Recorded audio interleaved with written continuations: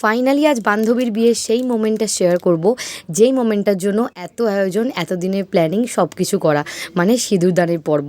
তোমরা তো আগের ব্লগে দেখলেই যে আমার বান্ধবীর বিয়ের লগ্ন ছিল রাত 1:30টায়। তো আমরা ওর বিয়ের আগে গঙ্গার ধারে একটু হাঁটাহাঁটি করছিলাম। তারপরে যখন গেলাম তখন দেখলাম ওর শুভদৃষ্টি, মালা বদল এগুলো হচ্ছে, তারপরে হলো 7 পাকে বাঁধা।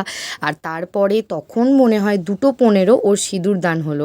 আমরা তো পাশে দাঁড়িয়েছিলাম, গান করছিলাম, খুব মজা করছিলাম। আর এই মোমেন্টটা ওর মুখটা দেখলে বোঝা যাচ্ছে যে কতটা টেনশন, কতটা এক্সাইটমেন্ট, কতটা ভয় বা একটা উত্তেজনার মধ্যে কাজ করছে আমি বুঝতে পারছিলাম।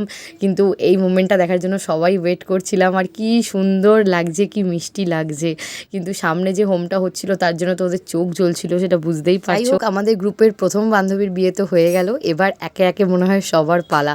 আর সেগুলোর নাম 2nd, 3rd, 4th wicket down, এভাবেই চলবে বলে আমরা ঠিক করেছি। এভাবেই কাটলো বান্ধবীর বিয়ে। বিয়ের ভিডিওগুলো কেমন লাগলো আমায় অবশ্যই জানিও। এখন তাহলে আসি।